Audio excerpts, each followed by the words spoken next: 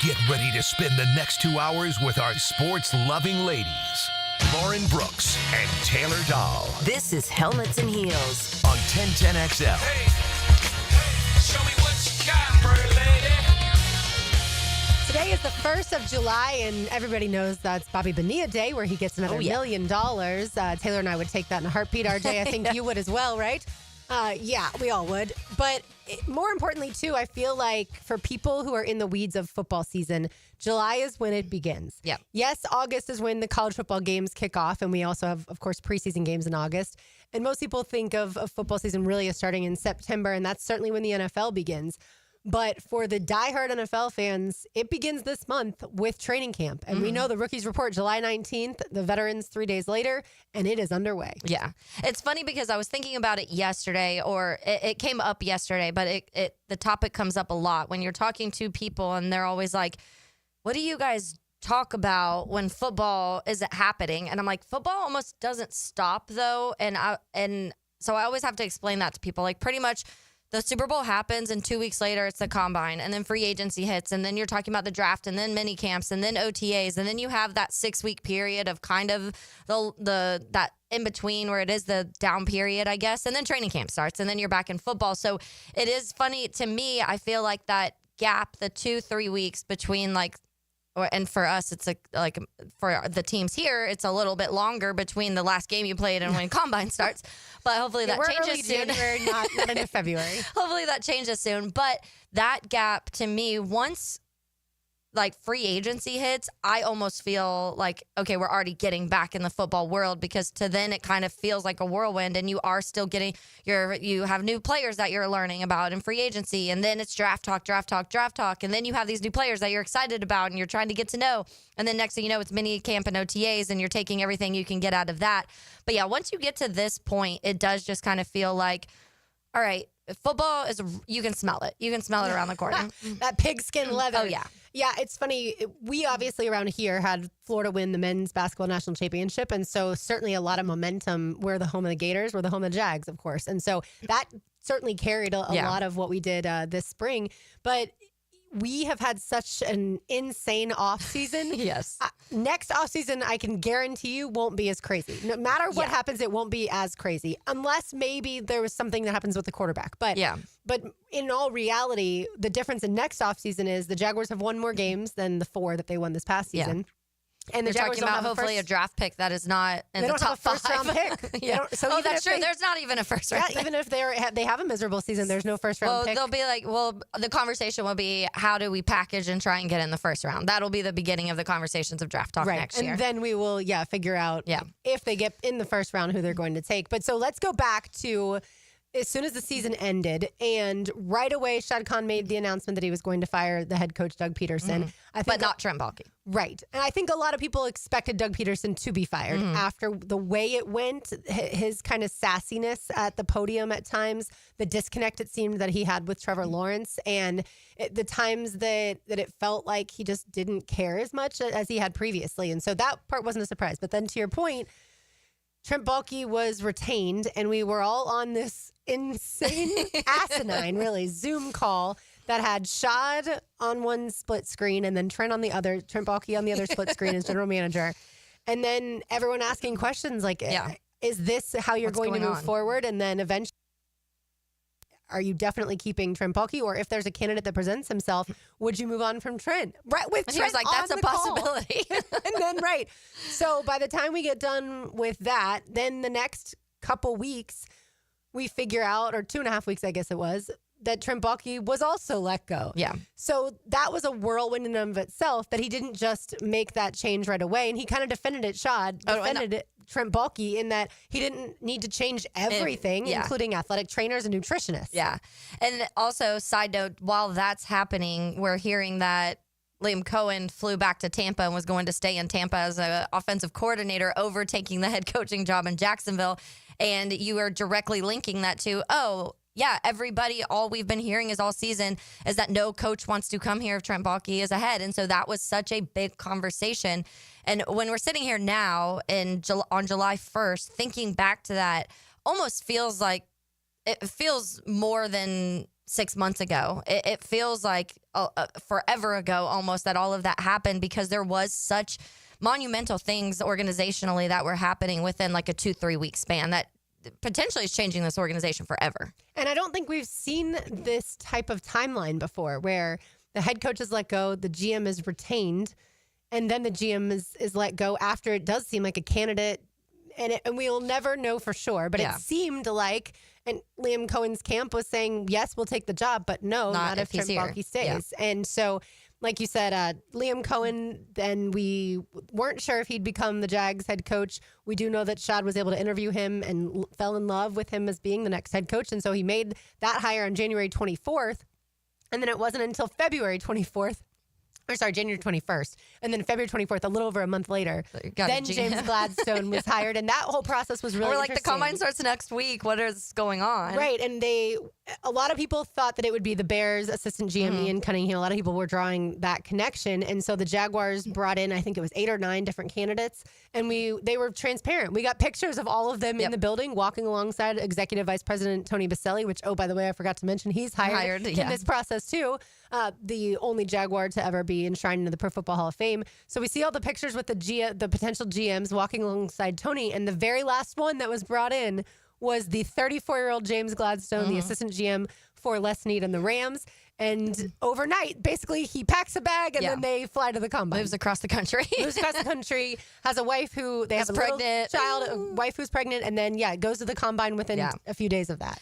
Yeah, it was a whirlwind of a month because I do think that there were so many ups and downs during that month. And when you look back and you really think about the feelings that we had here in the building and the feelings that fans had during this up and down of, okay, yes, you've got to fire Doug Peterson. Honestly, I think a lot of people were shocked that they waited until after the season to even fire Doug Peterson. Some people were saying this should have happened during the season and changes should have been made, or Press Taylor, somebody should have taken some sort of, I guess discipline and accountability in the sense of letting somebody go. And then so that didn't happen. Then Doug's gone. And you have this up and down of Doug's gone, but Trent isn't. So everyone's freaking out of like, what is going on? And then even when in that Zoom, I remember going back and I remember saying this on air. It was like, this is honestly a little bit embarrassing because I feel like you have an organization that can't make a decision without somebody else telling you need to make this decision. And so all of these conversations are happening of, okay, who's going to be the next head coach? Who's going to be, and then now you need a new general manager. And then, is Liam Cohen going to take this job? There's secret flights and all of this stuff happening. And so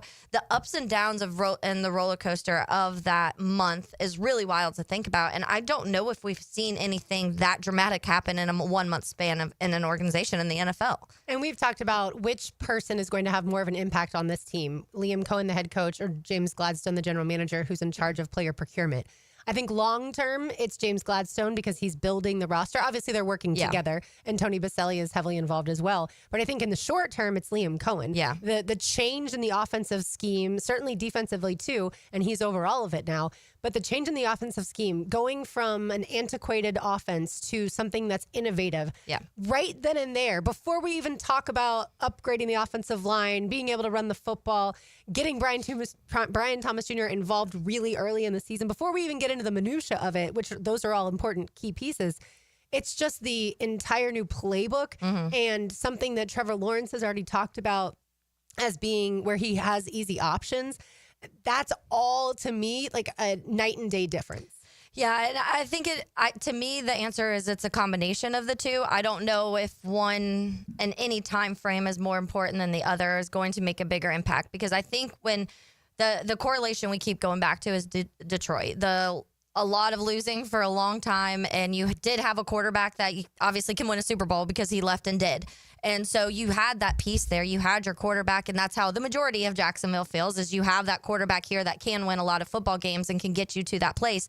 There was just not the surroundings that could help that. And so when you look at how Detroit built things, yes, you're going to link Dan Campbell. Dan Campbell coming to Detroit and that wasn't a hire that a lot of people were talking about. Not everybody was going after Dan Campbell to come coach their football team. And they made fun of him at the press conference. Keep that in mind. The biting knees and all of that crazy stuff. He's a little he's a little spastic and crazy, but it works. And then the Dan Campbell's hirings, obviously, of 2 coordinators who are now head coaches, but he's making the right decisions. And that's part of this, too, that I don't know if we talk enough about, and we won't know yet. We won't know until the product on the field is there. In 2-3 years, are we going to be saying that Liam Cohen hired the right people and Coach Camp and Grant Udinski, and how much they have benefited Trevor Lawrence and the defensive side of the ball? But then also at the same time, that Dan Campbell was changing that organization on the football field when it came to the coaching side and making hiring the right coordinators and all of that stuff. They were drafting fantastic. They didn't have like a miss in their drafts for 3 Brad years. Holmes is really good. Yeah, and they went through and they were hitting on free agents. When they get David Montgomery, and people thought they were crazy because they were like, oh, you just got Jahmyr Gibbs. Why are you spending money on a running back? And then you're drafting a tight end high in Sam Laporta, and everyone's criticizing them for that. Then he's one of the best ones in the entire league. They draft an offensive lineman, a guard, and Penei Sewell very high, and everyone's making fun of them for that. And they've hit on every single drastic move that they've made. And then now you are sitting here in Jacksonville where you have this coach who nobody else was going after Liam Cohen. Nobody else was going after James Gladstone. So you're going out on a limb and hoping that these guys are right. If it works out, Shad Khan's going to look like a genius in 5 years because he hired 2 people and made that move of putting Tony Baselli on the staff. And then they were so fierce at the draft and moving up and giving all this draft capital for Travis Hunter. If all that stuff works, we're looking back in a few years of, wow, they took some big chances here and some big leaps to try and make something work. That's what Detroit had to do, and it all worked. So I think that sometimes you have to take those chances, and it may look crazy at the time, but if it works, it really works. Yeah, being bold is only stupid if you made the wrong decision. Mm-hmm. If you make a bold move and you're right about it, everyone praises you. Yeah. And that's hopefully what's going to be here when we talk about the Jaguars trading up to get Travis Hunter, which is a little further down the timeline. Look, Penei Sewell, when you mention him, like one of the best tackles in the league, right? And that's what the Lions have been able to do is pick out pieces that they can put along the offensive line to give Jared Goff that protection. And hopefully the Jaguars in drafting Wyatt Milam, now he's a guard, not a tackle, but hopefully that translates. And especially if he's able to start this season and beat out Ezra Cleveland, then they've made a great decision in order to get him. All right, we will continue going down the last few months of the Jaguars offseason, give you a little refresher in case you weren't paying attention since the season ended. You are listening to Helmets and Heels on 1010XL 92.5 FM. Buckle up and grab the wheel. Am I dreaming right now? It's a Sunday street race in the city of Chicago. Yeah, baby. Yeah, baby. Powered by the Plumbers and Pipefitters Local Union 234. From the station with the most horsepower, 1010XL. This is Mike Lynch, PGA Golf Professional. Take it from me. If you're dealing with an orthopedic issue, talk to the doctors at Southeast Orthopedic Specialists, where you're treated like a pro. This is Dr. Kevin Murphy with Southeast Orthopedic Specialists, where athletes are treated like pros. Thanks to all of you who have allowed us to be part of your recovery. Call us at Southeast Orthopedic Specialists if you ever have a need. Relieve pain and get back to life. Southeast Orthopedic Specialists. Frank Frangie here to tell you about the coolest new thing, a putting green in my backyard that my friends at Sunshine Turf installed. Sunshine Turf can do the same for you. They'll come to your house, they'll create a custom design for your space, and you'll have an authentic golf course experience right in your own backyard. I freaking love it. Sunshine Turf is family owned and they made the process so simple. So visit sunshineturf.info or call them at 904-383-0243 and get a free quote today for your own putting green. Get it from Sunshine Turf. Ready to add some value to your day? The everyday deals at Sonny's have got you covered. Right now, you can get the pork big deal for $10, the pork and rib combo for $12, all you can eat ribs for $19.99, and our new loaded barbecue potato for $11. Available all day, every day. And that's why it's always Sonny's here. Sonny's Barbecue, local pitmasters since '68. Fish know where to hide.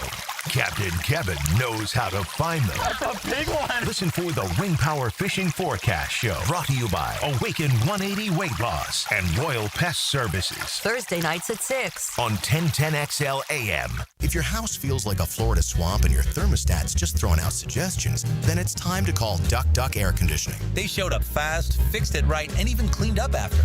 My house is finally chilled, and so am I.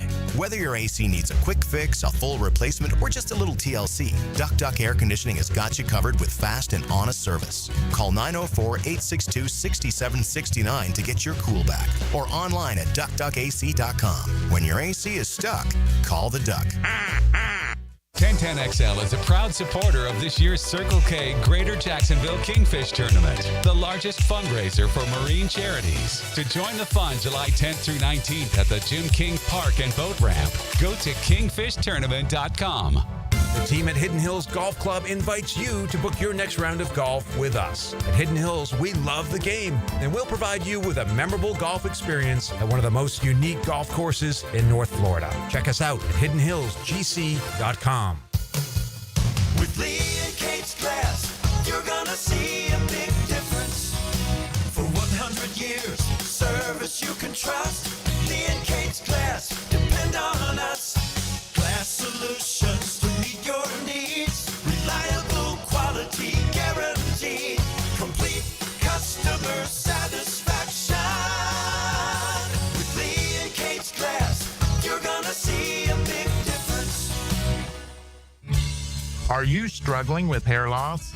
At IHRS, we understand because we've been there too. We're dedicated to finding the best solution tailored just for you. My hair looks great. It was thinning, and IHRS restored my hair. It's now fuller, it's thicker, voluminous. It's made me feel great. With the latest technology and FDA-approved laser therapy, PRP, and non-surgical hair addition, we offer guaranteed solutions for men and women. With over 35 years of experience, IHRS found a hair restoration for us, and we can find one for you. For me. For me. And me too. Visit hairforme.com or call 904-777-IHRS. Get a free microscopic analysis and get to the root of your problem. This $395 analysis is yours for free. Call 904-777-4477 now.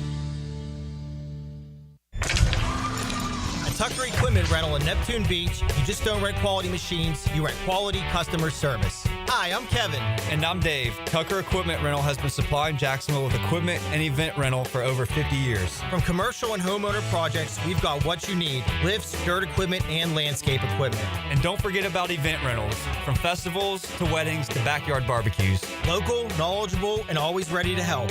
Tucker Equipment Rentals. You need it, we've got it, come see us.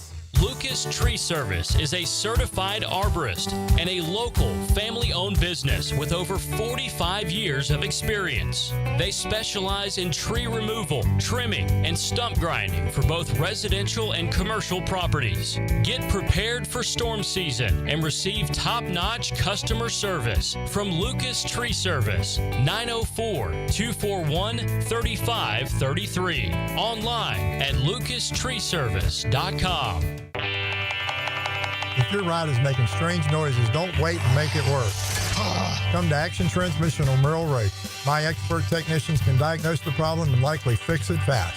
Experience the difference at Action Transmission on Merrill Road. 1010XL is presented by Farah & Farah, exclusive injury law firm of the Jacksonville Jaguars. Protecting you and your family. Call 396-5555. Jacksonville.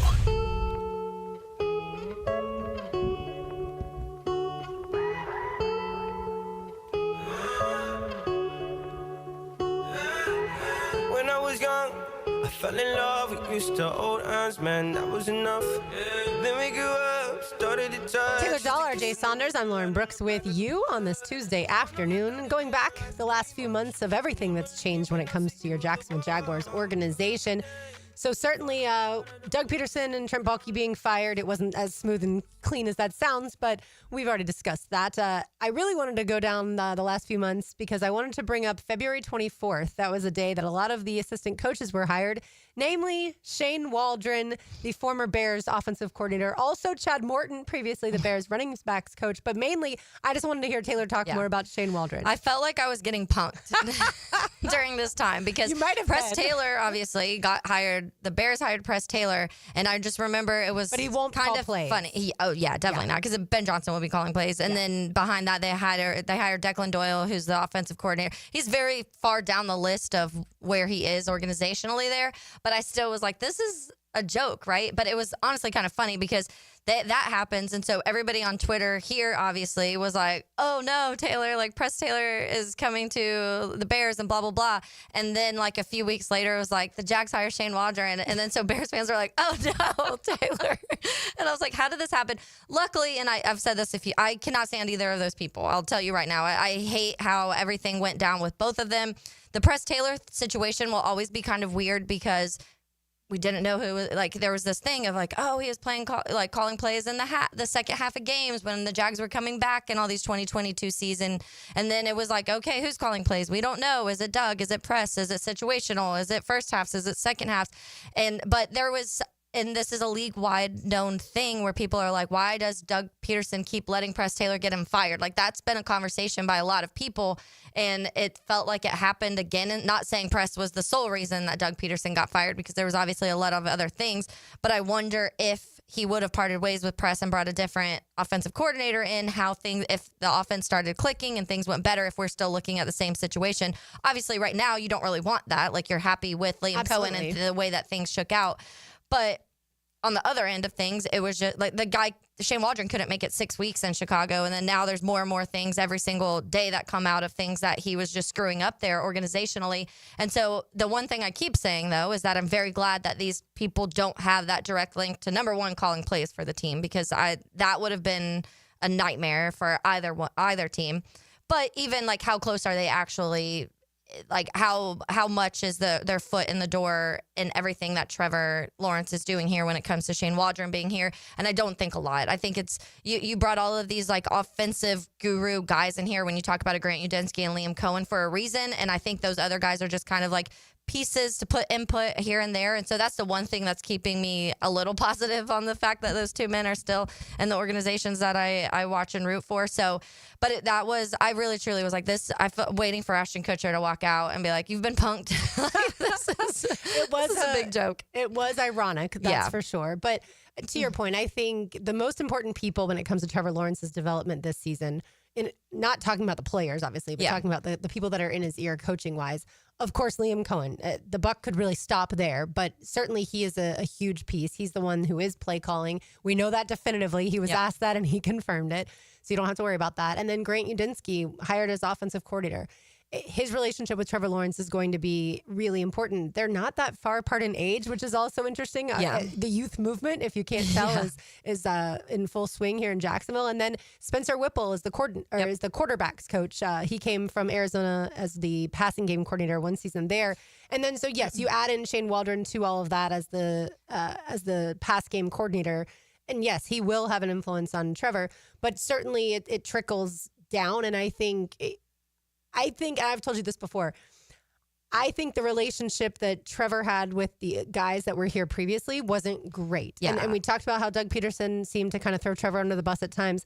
I also was in the assistant coaches meeting last year, the availability that they had last year at the Miller Electric Center. And I point blank asked Mike McCoy, who was then the quarterback's coach, previously a head coach in the NFL. I asked him, how difficult was it to watch Trevor Lawrence get hurt so many different times that season? This is not this past season, but the season before. And he was injured 5 different times. And he was like, that's just football. And to me, when you're really close to someone who has not really been through a lot of injuries before and they go through all of that, especially as a somewhat still young player in this league, I just expected a little more emotion. And so right away, I walked away from that conversation thinking maybe Mike McCoy isn't the biggest Trevor Lawrence fan. And that's problematic, especially if the head coach isn't the biggest Trevor Lawrence fan. Yeah, and you felt that. There were so many moments last year where I remember coming in here on a Monday and they played one of the clips. And I remember saying, I don't think Doug likes Trevor.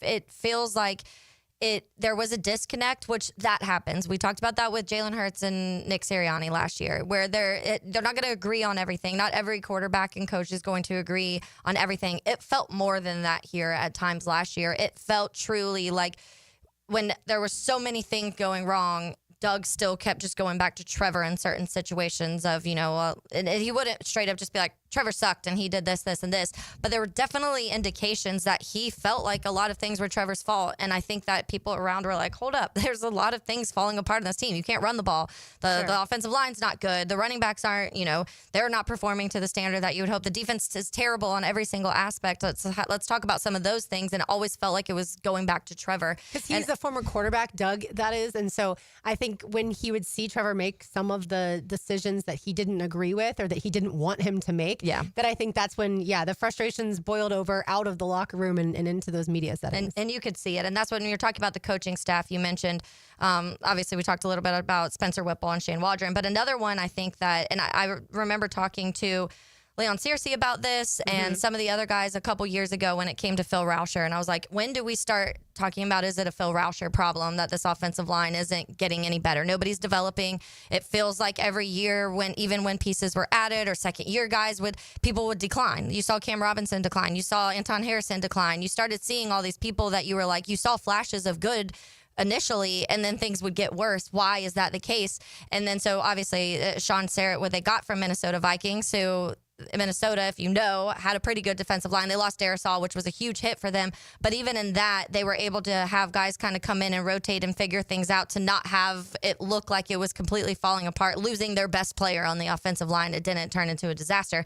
How much does a guy like this help? Because we're going to constantly go back to the offensive line when it comes to pass pro, but also when it comes to running the ball. That's such a major factor in what Liam Cohen does offensively. And we've talked about that a lot, but those position coaches are huge. And that's when we're talking about these decisions that Liam Cohen has made and these hirings of the guys under him.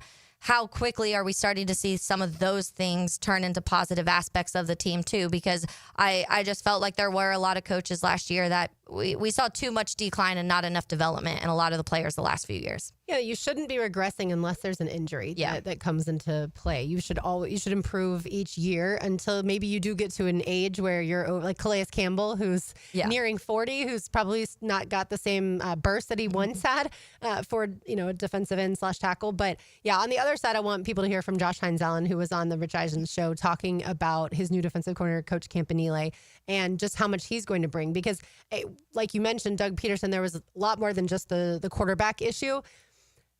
Doug Peterson is the one who hired Mike Caldwell, who had never been a defensive coordinator before. Then he hired Ryan Nielsen on the heels of firing Caldwell. Ryan Nielsen, who'd only been a defensive coordinator for one season with the Falcons. Neither of those guys did a very good job. So that is also a huge part of the problem. If you're not hiring the right people, you are going to have only 9 takeaways in a season for the defense. That's atrocious. Yeah. Some teams can get that in 2 games. Like, that is really miserable. And then you've got, a team that can't stop the run and certainly is not good against the pass. You've got all those miscommunication things. Like, that all leads back to not just the defensive coordinator, but the position coaches as well on that side of the ball. And that was miserable. And it was like bad decisions. We've talked about the weight side of things and making all of these guys gain weight. That was Ryan Nielsen saying, hey, you've got to fit the mold of my defense. I can't adjust to what the pieces that I have. And that's a bad coach. That's bad coaching when you can't adapt things that, yes, you want to bring some of what you did in Atlanta to Jacksonville. Right. What you did, we talked about Atlanta's defense when he was hired and how he kind of took not a lot of great pieces and made them play great in certain times of that year. But if you can't adapt to your personnel and you're taking a job, you're coming here, the personnel that was here. It wasn't like they made a ton of defensive changes. You knew what you were coming into, and everything, you made a bunch of guys get fat and like slow, and then nobody can learn everybody forgot how to tackle all of a sudden. It was just so many bad things happening when you talk to your point about regression. That shouldn't be happening with some of those players who were in year 3, 4 of their careers. For sure. We will continue this conversation. And like I said, let you hear from Jaguars edge rusher Josh Hines-Allen. On the other side, you are listening to Helmets and Heels on 1010XL 92.5 FM. More touchdowns, birdies, home runs, and slam dunks. More heartbreakers. Every time you lose, you die a little bit. And more victories. Here it goes for the win! 1010XL. Hey, Jacksonville. I'm sure by now you've seen our bright green GFL trucks and containers throughout the greater Jacksonville area. We are an industry leader in solid waste and would love the opportunity to earn your business. We are committed to customer service, reliability, and have unwavering focus on safety. Whether commercial or construction, let us haul your waste away. Call 904-760-5880 to get a quote today. GFL, green for life. Fences come in all shapes and sizes. It's not just as simple as build me a fence. That's where Duval Fence steps in. They've got it all, from vinyl and aluminum to chain link and quality wood fencing. Duval Fence has been part of Jacksonville since the 70s, and their work stands up to the test of time. Companies come and go, but serving the community as a valued business partner means something to Duval Fence. Residential, commercial, large industrial projects. Check out DuvalFence.com for the local original fence company. This is Greg Huntington, a.k.a. The Mangler. I'm on the winning team at Waste Management. WM is the largest sustainability company in North America. If your business needs sustainable environmental services for waste removal and recycling collection, then you can count on the industry leader of WM to deliver results. Your services will be completed in a timely, safe, and eco-friendly manner. Go to WM.com/Duval. That's WM.com/Duval and get signed up today. If anyone can talk trash, it's The Mangler. Maxed out on credit card, struggling with high interest debt? You could pay it all off in days with Loan Pronto's Rapid Equity Loan. Hey, it's Prosser here. Get cash out now without touching your low-rate first mortgage. No appraisals, no waiting, no BS. The Rapid Equity Loan Program at Loan Pronto is amazing. One Loan Pronto client just got $300,000 approved in under 24 hours. They paid off debt, renovated their kitchen, and cut their monthly expenses by $1,800. That's a huge turnaround. Instant approvals, low rates, no hard credit pull up front. That's Loan Pronto. Listen, your home equity is yours. Use it. Get cash to consolidate your debt down to one easy, low monthly payment. Call Loan Pronto now for a free instant appraisal for your home and see how much cash you can get today. Loan Pronto is an A+ rated by the Better Business Bureau and have nearly 2,500 5-star Google reviews. Call now and start the conversation. Go to loanpronto.com or call 999-1508. That's loanpronto.com. If you are an experienced electrician looking for your next big opportunity, look no further than the Miller Electric Company, a trusted name in the industry for over 96 years. At Miller Electric, we tackle the biggest projects in the city, offering you the chance to showcase your skills on a grand scale. We believe in rewarding hard work with the best pay, top-notch benefits, and an unbeatable culture where people actually care about each other. Take your career to new heights with Miller Electric Company. Apply today at millercareers.com. Miller Electric, an equal opportunity employer. This date in sports history is brought to you by Southeast Orthopedic Specialists. On July 1st, 1982, Cal Ripken made the first of his record 2,216 consecutive MLB starts at shortstop for the Baltimore Orioles. Storms don't wait, so why should you? Protect your home and your wallet with Universal Roof and Contracting. Save 15% on roof replacements and repairs now through July 31st. And financing is available with payments as low as $115.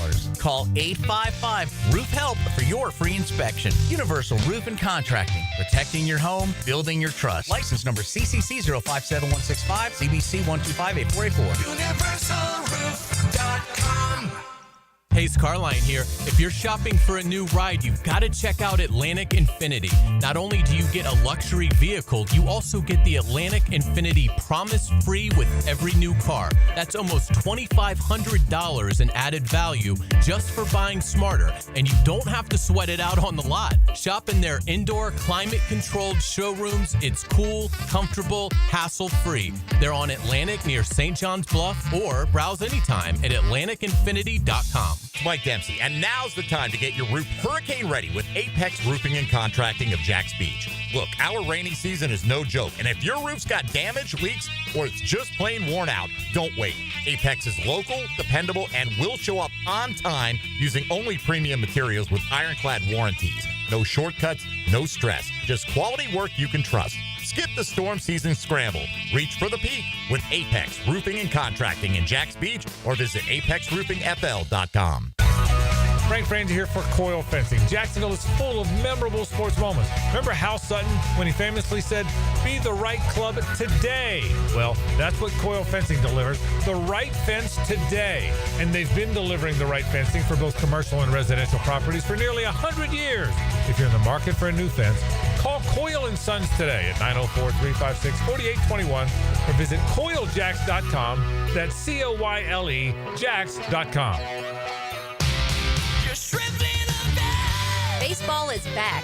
Jumbo Shrimp Baseball at the newly renovated VyStar Ballpark is your home for affordable family fun. Tickets start at just $5. Fireworks after every Friday home game and kids around the bases after Sunday games. Log on to jumboshrimp.com for tickets and details. Jumbo Shrimp Baseball. Affordable family fun.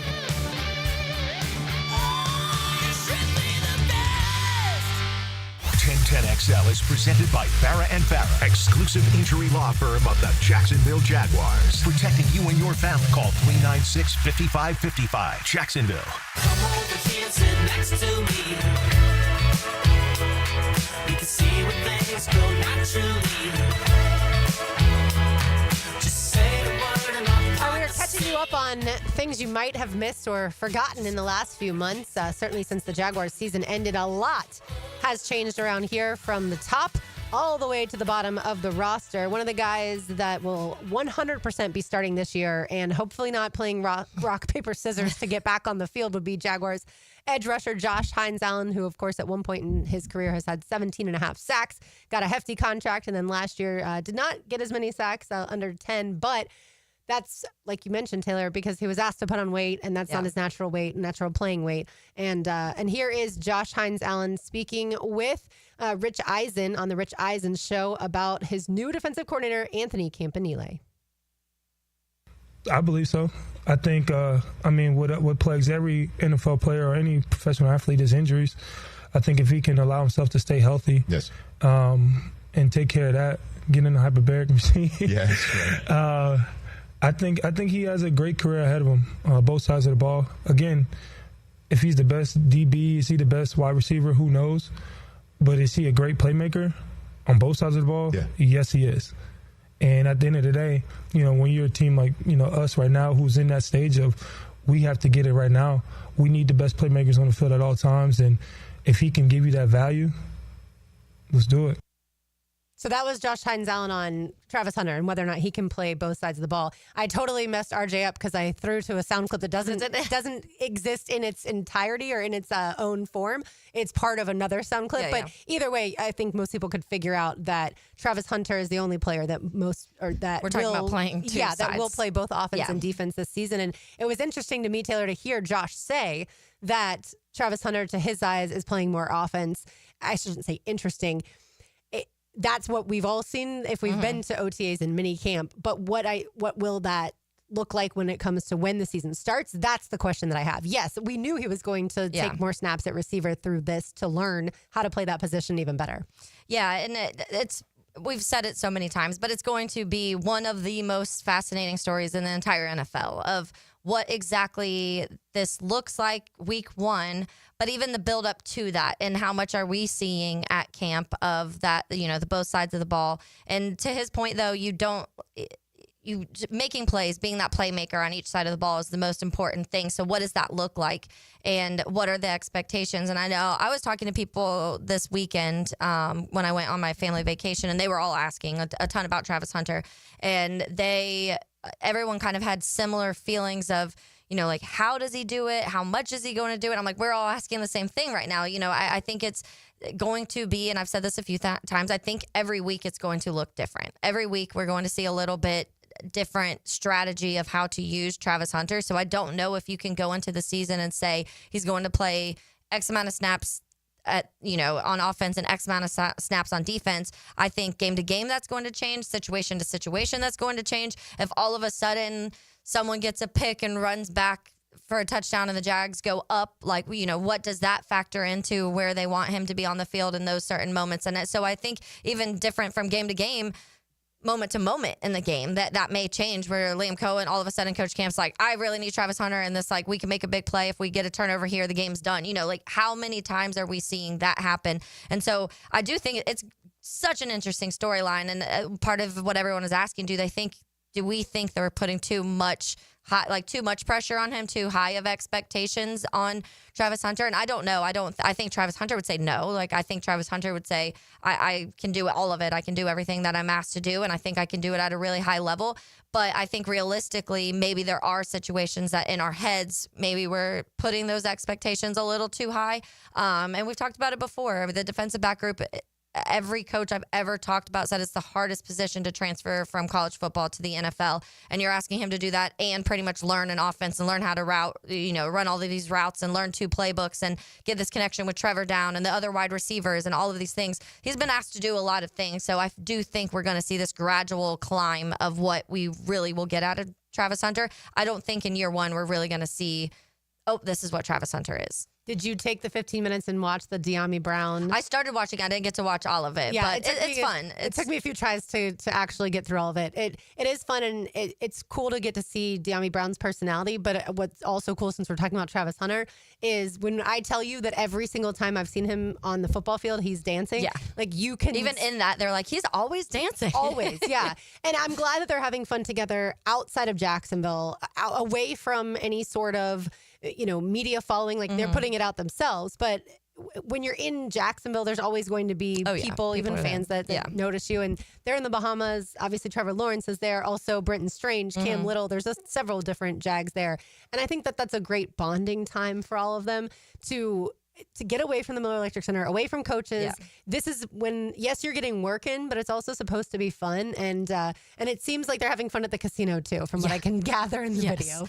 Yeah. And I don't think we've seen this from, obviously they work together in the off season and we know that they probably throw together and whatever, but we haven't seen this dynamic happen to where they are taking it on their own to be like, hey, we need to work together. We've got to get this connection right. And I think that's a realization probably of Trevor knowing that he's lost 2 of his main weapons the last few years. And if he doesn't he also hasn't played a football game in a while either, because obviously with injury. And so there's a lot of kind of catching up. He's also, we talk about the mechanics, even though it's small things, there's a lot of things that Trevor right now this offseason is working on personally and like in his game, but also that connection with these new wide receivers. And even with Brian Thomas Jr., he didn't honestly have a ton of time with BTJ last year where you felt like there was anything between the 2 of them. So he's trying to form that. He's trying to form this now with Travis Hunter and Brenton Strange, because same kind of scenario with the BTJ situation, and then with Brown, another new wide receiver. So we talk about that, the importance of having, when you look at the best teams, the reason that Joe Burrow and Jamar Chase, they were familiar with each other. So it clicked right away. And when you have that instantaneous already connection, it helps everything be a little quicker when you're learning each other and learning timing and all of those things. So this workout, I think, is very important for them because there is a lot of newness in this offense in general. Yeah, Jags fans, I would recommend taking the 15 minutes. It's fun. Although I will say there is some language that's not meant for children. So just FYI when it comes to little ears. But I remember a few years ago, we saw pictures of Trevor Lawrence, maybe a little video, but I definitely remember pictures of Trevor Lawrence and some of his, I want to say, receivers on a boat, probably in South Carolina. Mm-hmm. I remember thinking, oh, that's great. They're taking the time to get away. I'm sure Evan Ingram was there and whoever the receivers were at that point in time. Was it the 2022 season? I don't remember exactly when it was. I'd have to go back and look. Mm-hmm. I just remember thinking this is good news that Trevor Lawrence, because that would make sense. Yeah, if it was that season. Sense. Yeah, and maybe it was. And it's just good to spend time outside of work, right, with the pressures of all of that, and just get to know one another on a human level too.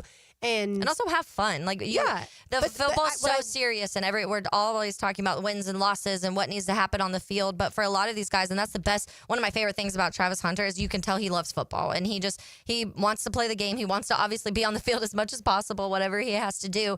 And not everybody is like that in the NFL. Not everybody has that true passion and love for football the way that people like a Travis Hunter do. And so to kind of bring that back and find like the love of the game again, especially for Trevor Lawrence, there's been a lot of a lot of turmoil in the beginning, the start to his NFL career. So to bring that love back, I think is important, because if you start to lose that at all, it doesn't feel worth it at times. And I'm wondering if, with everything, that, not saying that's how Trevor's felt, but I feel like there have been moments where you've seen the frustration start to boil over with him during games and press conferences, all of those situations. And so when you can kind of just reel it back in and be like, let's go back to the basics of why we started playing this game to begin with. Yeah, the cool part to me about the video is, and I didn't watch, I guess, I remember it being pictures, not video, that first time around that I saw him on a boat with his teammates. But this time for sure, you get to see in the video that he has a laptop with him. And so he's able to go through. They're not telling us the names of the play calls. He's not like, look at this. This is what we're doing. But he's got that with him. Yeah. And I immediately thought, well, that's great news, because even away from coaches, he's diving into the playbook. And I'm not saying that Trevor Lawrence has never done this in the offseason. I'm not saying that. I'm just saying it's awesome to actually see him with that laptop go through the playbook with these guys. And he tells the receivers, go run a slant, or let's work on some red zone. And that type of chemistry building is, especially when, then you get to go, whether it's the casino or you go to the beach or whatever, like, it's in a different setting. Yeah. And sometimes I feel like when football is so violent and it gets to the fourth quarter and everybody's exhausted, like, that type of relationship that you have that you can pull back into, like, I think that that's a really good thing. Yeah, and I think that trickles into every walk of life. And even here, we talk a ton about the personalities, the on-air personalities, and there's a reason, like, we're all friends too, and us being all friends makes our jobs even easier. And so I do think that if you get along with the people you work with on a daily basis, it definitely makes things, it brings that fun back out, but also it makes the connections easier. And those connections in football, obviously, you can see those relationships between a Patrick Mahomes and a Travis Kelce, and the relationship that they have. I talked about Joe Burrow and Jamar Chase. The teams that you're talking about being the best teams all have that the quarterback and receiver, quarterback and running back relationship, where you can see it on the field, you can see it in the locker room, you can see it off the field, all of those circumstances, and it adds a whole other level of just the connection that you need in that position group. So in the timeline, we have the head coach getting fired, the GM getting fired. We have then Shad Khan hiring a new head coach in Liam Cohen, and then hiring James Gladstone, and sprinkled in throughout, you have a Grant Udinski and Anthony Campanile. Mm-hmm. And then, of course, you get to the draft, and the Jaguars made that bold move. We started to kind of get inkling around maybe like 4 p.m. ahead of the 8 p.m. draft deadline that the Jaguars were going to do something bold and unexpected. And at that point in time, we started to kind of figure out it might be Travis Hunter, the Jaguars moving up from the 5th pick to move up with the Cleveland Browns and get that 2nd pick. And so they did draft Travis Hunter, the two-way star at Colorado, who we've been talking certainly a ton about this offseason, because he's not only one of the best players in this draft, he's also the only player that is expected to play on both sides of the ball. Here is Josh Hines-Allen, his teammate, on whether he will play more offense or defense. I mean, seeing what I'm seeing right now. What do you think? Offense. You do think so? I think offense, but again, you stick him on that defensive side of the ball as well. Oh, hell yeah. He's going to make a play. And I think for us, it's just communication. If he can be able to communicate with everybody else in the back end, know the difference between, if we're in cover one, if we're a man, if we're in cover two, cover three, how do we play those? Do we carry these? And if he can get those basics out of it, I think everybody else is going to work with him. And then you have guys up front that are just rushing. So now if we can get to the quarterback in 2-3 seconds and affect the quarterback, put the ball in the air, let's see if he's going to make a play, which we know he can. So, yes, he can make a play. Yes. And that's what the problem with the defense last year was. Neither side was helping the other side. The secondary wasn't helping the front, and the front guys, other than Trayvon Walker and Josh Hines-Allen, weren't helping the DBs much either. And so I do think there was time they weren't getting to the quarterback. They weren't creating a lot of pressure. So these defensive backs and the back end were having to cover wide receivers for 5, 6, 7 seconds. That's impossible. That's not what this game is supposed to look like.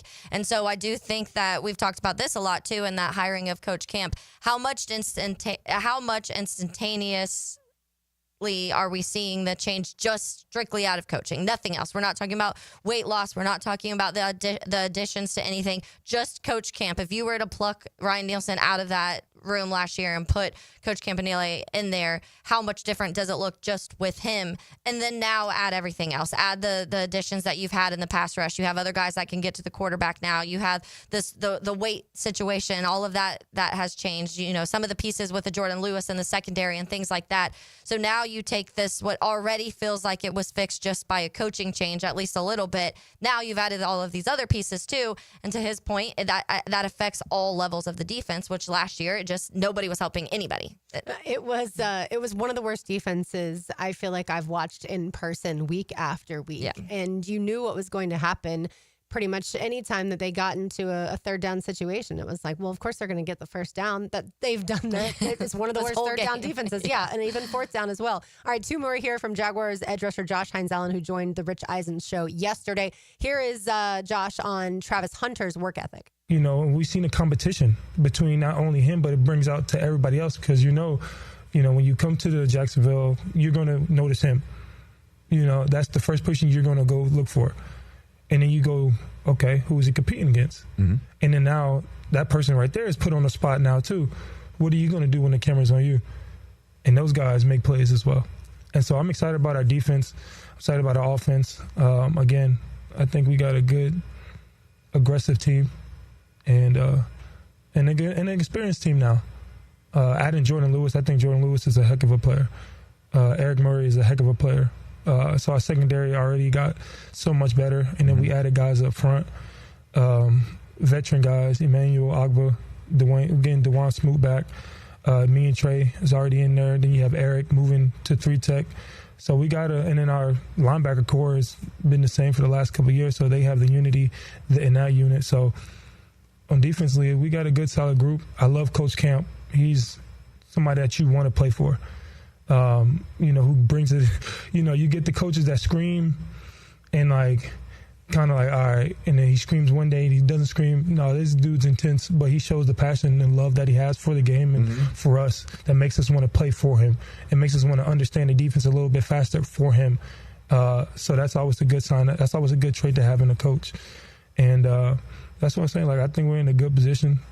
I'm ready to maximize off the value that I can bring to this defense and just be the best, defensive player I can be. And that's the soundbite that I originally threw to. Sorry, RJ, because that one included Coach Camp, but I didn't throw to that one. Yeah, I think that I saw a chart yesterday, and I had retweeted this, and it was the 2024 safety separation prevented and the on-ball grade for the safeties last year. And it was a minimum 150 primary coverage snaps of the safeties included in the NFL. The Jack safety room was terrible, and I've been very vocal about this, of how much I hated the safety room last year, how I was, when we listed our draft needs, the safety was very high on my list for that, and there was a reason for that even after free agency. My biggest thing with Eric Murray is he has had one of the worst tackle rates last year in the NFL. He has missed, I want to say, out of 64 eligible guys, he was 56th on the list or something. And so that's something that I'm hoping they're obviously focusing on this year, because he does a lot of other things good. That is just his biggest issue. But some of these guys still on the list. Darnell Savage on this chart was the worst safety in the NFL last year when it came to preventing separation and that on-ball, the PFF on-ball grade. Antonio Johnson was one of the next worst ones in that group too. Both those guys are still on your roster. So that is something that Coach, that is something that Coach Camp has to address some of those things, because you had this room last year that struggled. A lot of these pieces are still here outside of Andre Sisco, and Andre Sisco was the better safety on the team last year with these two statistics specifically. And so I do think that when we talk about the importance of coaching, and I just went to that safety room because when he was mentioning some of the new pieces and Eric Murray and stuff, it made me think of that. But I do think that he has his work cut out, because I do think that there is a lot of polishing that needs to be done for a lot of these pieces, especially to me in the secondary. And so, but I do think that coaching can affect that massively. So I wonder how much of this, because Darnell Savage wasn't the worst safety in the NFL when he was in Green Bay. And so something happened last year where there was something missing. And how much was that coaching? How much was that surrounding pieces that weren't helping him out? He was having to do maybe a little bit more than he needed to. Maybe they had him, we talked about how much man they played. Maybe there was something to do with that when it came to Savage. But it's going to be very interesting to see what the defensive back room, but the safeties for me specifically look like week one. So last year, the Jaguars had 4 safeties on their 53-man roster. And Andre Sisco, Darnell Savage, Antonio Johnson, and then, of course, Daniel Thomas, the special teams ace.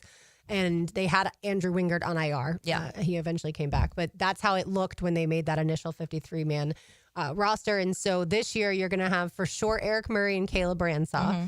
I would imagine Ryan Lane or Daniel Thomas are kind of, battling for that. Ryan Lane, a draft pick, battling Daniel Thomas for that special teams ace. And so that leaves Savage or Johnson. And Andrew Wingard. And Wingard, who I think Andrew Wingard's on this team. Yeah. So it might be that both Savage and Antonio Johnson are cut. Gone. I don't know for sure that they're going to automatically keep 4 this year. They might keep 5 safeties. We'll see, especially because, like we said, with the special teams part of things factoring in. But that's a group that is definitely going to look so incredibly different when it comes to Thank week goodness. 1. Exactly. All right. We'll go through some of the other draft picks as we refresh your memory on what the Jaguars have done since the season ended. Also, let you hear one more cut from Josh Hines-Allen on the other side. You are listening to Helmets and Heels on 1010XL 92.5 FM. Your home for the best Jags coverage. We go out, we hit people in the mouth. 1010XL, Jacksonville Sports Radio, and 92.5 FM. We're certainly facing interesting economic times. For me, it's comforting to know my money's in good hands with ITP Partners. Jacksonville guys taking care of my Jacksonville money. Experience? Yeah, that's Chris Bryan, Jeff Hartman, Reagan Wright, Dan Abel, Scott Regner, Janice Cobb, and Reed Wingate. They have the expertise and knowledge to take care of your money. For more info, go to itppartners.com. ITP Partners, they're my financial partners for life. Non-compensated client testimonial may not be representative of all client experiences. No guarantee of future performance or success. Guys, your lawn's the home field. Now you can champion your St. Augustine grass. TopDressing.com just hit Jacksonville with a game-changing patented process. Aerate and transform your turf into a fairway-worthy masterpiece. Less water, shorter cuts, and the envy of every neighbor. No one else delivers a perfect 10 lawn like this. Visit TopDressing.com and dominate your block with the same process that golf courses use. Top dress your lawn like the pros with TopDressing.com. Tired of wrestling with your shower curtain like it's a fight for the last slice of pizza? Ditch the drama and say hello to a smooth, stylish glass shower enclosure from Baker Glass. Wago Glass is clean, elegant, and makes your bathroom look huge and brighter. Give your shower a makeover and feel like you're in a spa without the price tag. I'm Mac at Baker Glass. Call me and get ready to love your new shower. Let's make your shower great again. Remember, Baker Glass, no one treats you better. If you missed it, get it on demand. And you send those out on the line. Online. Find your 1010XL favorites where you find podcasts and at 1010XL.com. Channel 5, Duck Rooter Plumbing, Septic and Air Conditioning. Committed to the mission. At Navy Mutual, we're committed to providing high-quality life insurance to members of the military and their families. Because at Navy Mutual, our highest commitment is to you. Visit NavyMutual.org. This 4th of July, Navy Mutual would like to salute Joe DiMaggio as our hero in sports. Nicknamed the Yankee Clipper, you know Joe for his record 56-game hitting streak that may never be touched. But he was also a sergeant during World War II. Say goodbye to glasses and contacts with customized vision treatments at Bowden Eye & Associates. Hey, Hicken here. Dr. Bowden and his expert team bring you all the latest options like Evo implantable Caliber lenses, refractive lens exchange, or traditional LASIK. Tailored just for you. Imagine waking up to clear vision. No hassle, no fuss. You ready to see the difference? Call now or visit BowdenEye.com for a free screening. Bowden Eye & Associates, keeping the first coast focused. Has someone you care about been arrested or had their driver's license taken away? I'm Susan Cohen, and I work with David Robbins at the law firm of Epstein & Robbins. We are experienced fighters for those charged with DUI, domestic violence, and all criminal offenses. In your battle with the justice system, there's only one thing you need to know. Dial David 24/7 at Epstein & Robbins, 354-5645. 354-5645. Meet John and Ben Lupo, first and second generation owners of Jacksonville's Beards Diamonds. We can do things that these corporate stores cannot do. Make decisions on the spot. Our pricing is better than anybody else's. We do not do commissions. We really try to keep it a family environment, relaxed. We're not trying to sell you what we want. We're trying to listen to what you want. In fact, don't be surprised if you end up spending less at Beards than you had budgeted, because they're going to teach you how to buy a diamond like a dealer buys and show you how to buy smart. If we can save the consumer money, we're all about that. If we can achieve the same look, the same quality, and for them to spend less, that's what Beards is built on. Why pay more if you don't have to? Dad always taught me from day one is you got to look at the diamond. You can't just buy off of paperwork. Rather than us just saying, hey, this one's $7,000, the other one's $10,000, we're going to tell the consumer why this one's $7,000 and why this is $3,000 less but almost looks identical. Don't overpay at the Wall Street-owned corporate chain. Get the transparency and value you deserve at Beards at the St. John Town Center. The flagship station of the Jaguars. WJXL AM Jacksonville Beach. WJXL FM Jacksonville Beach. If your ride is making strange noises, don't wait and make it worse. Come to Action Transmission on Merrill Road. My expert technicians can diagnose the problem and likely fix it fast. Experience the difference at Action Transmission on Merrill Road. Brendan here with Checkmate Coating. No massive overhead means top prices on top quality pool decks, driveways, garages, and patios too. Checkmate Coatings, your floor's missing piece. When it comes to towing products, your safety is the priority at Cannons of Jacksonville. Cannons has decades of experience to ensure your towing setup is installed with precision and reliability. Visit cannonsofjacks.com, your trusted partner for a smoother tow. Instant Keys. You don't have to go to the dealer. Instant Keys comes to you. For lost or broken keys or nearly any make and model of vehicle, call 722-1111 for Instant Keys locksmith service. Brackish Vodka, the spirit of the sportsman and proud partner of the Jaguars, is poured at Southern Coast Seafood, now open Mondays. Enjoy craft for $12.99 a pound on Tuesdays. Drink Brackish Wednesdays with $1 oyster on the half shell. Brackish Vodka is the first clean craft vodka made right here in Jacksonville for whatever your sport is. If your sport is crab at Southern Coast, your vodka is Brackish. Southern Coast Seafood, now open Mondays. Brackish Vodka, proud partner of the Jaguars. This is your Southeast Orthopedic Specialist local sports update. I'm RJ Saunders for 1010XL. This update brought to you by the Jacksonville Jumbo Shrimp. The Florida Gators men's basketball team's annual matchup against rival Florida State is now scheduled. Florida will host the Seminoles on November 11th, according to CBS Sports. This will mark the 76th all-time meeting between the two rivals. A tip-off time is to be announced at a later date. JU men's basketball will compete in the Sunshine Slam men's college basketball tournament, which will take place November 24th and 25th at the Ocean Center in Daytona Beach. Jacksonville will be making its return to the Ocean Center for the second consecutive year after appearing in the venue for the College Basketball Invitational postseason tournament last season. Right now, 87 degrees at 101, time and temp, brought to you by Bueller Air and Plumbing. Stay cooler with Bueller. 1010XL is presented by Farah and Farah, exclusive injury law firm of the Jacksonville Jaguars. Protecting you and your family. Call 396-5555. Jacksonville.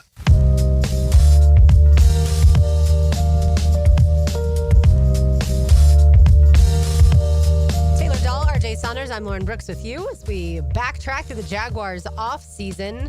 We've got our highlights coming up in just a little bit, as well as Taylor's Tangent and today's Terminix Pest of the Day. So I want to run through these draft picks of the Jacksonville Jaguars in the 2025 NFL Draft. A little quickly here, Taylor. I think most people who listen to our show are pretty familiar with at least the first few, but do want to give some commentary on the class as a whole. So we've already discussed Travis Hunter. He'll play wide receiver. He'll play corner.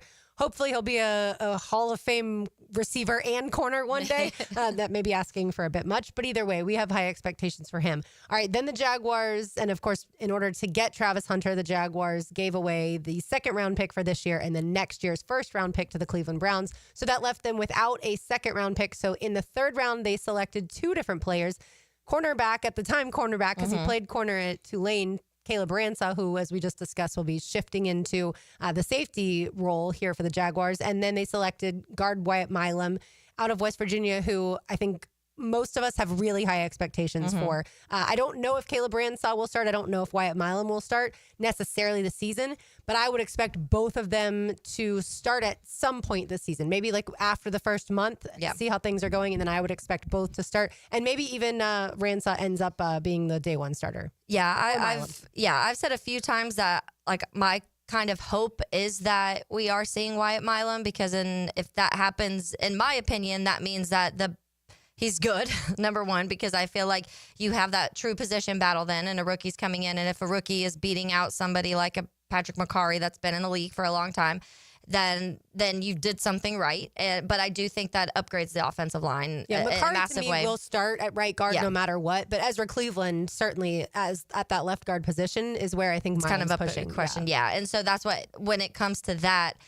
I think that you are upgrading the offensive line if your rookie is beating out some of these guys like an Ezra. Ezra honestly was one of the better pieces of the offensive line the last couple years. When you look statistically and all the PFF grades and stuff like that, everyone is pretty high on Ezra in certain areas. And so I do think that if someone like a Wyatt Milam is beating him out, then you did something really right. And so my hope is that we are seeing him start somewhere on the offensive line at some point this year. Yeah, and it's hard to speak to the offensive line or defensive line to this point because they haven't had pads and OTAs and training camp. But certainly Ezra Cleveland is a really like athletic, like long arm type of guard.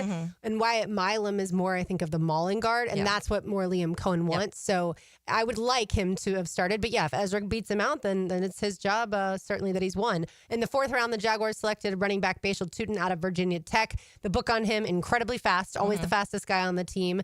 And then does have what some people would describe as a fumbling issue.